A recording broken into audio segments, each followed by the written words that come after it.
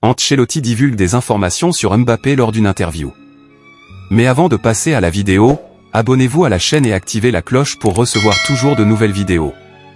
Lors de l'interview de ce samedi 24/2, à la veille du match entre le Real Madrid et Séville, l'entraîneur Carlo Ancelotti a offert quelques indices intrigants sur ce qui pourrait se passer la saison prochaine. Comment compte-t-il utiliser Vini Junior et Mbappé ensemble?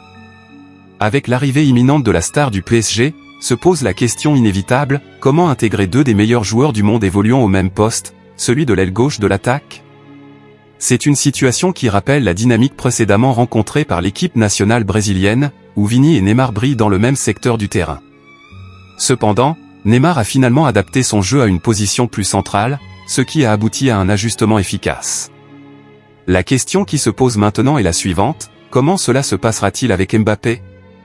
La possibilité que Mbappé se déplace vers une position d'attaquant central, assumant le rôle d'un 9, apparaît comme une alternative viable.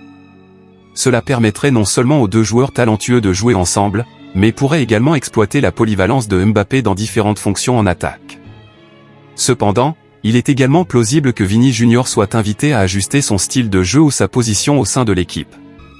Sa technique et sa capacité d'adaptation suggèrent qu'il pourrait jouer un rôle différent dans le schéma tactique, peut-être en jouant dans une position plus reculée comme milieu offensif ou même comme ailier dans un système plus flexible.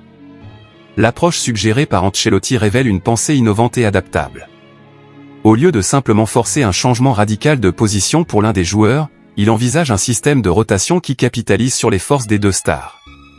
Ancelotti envisage la possibilité que Vini Junior joue dans une position plus centrale, non pas nécessairement comme un avant-centre fixe, mais en formant plutôt un duo dynamique en attaque.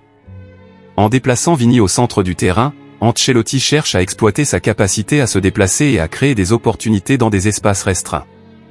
Ce changement élargirait non seulement les options d'attaque du Real Madrid, mais pourrait également aider Vini à se démarquer encore plus, en lui offrant l'occasion de trouver des espaces entre les lignes défensives adverses et d'utiliser sa technique et sa vitesse de manière plus efficace.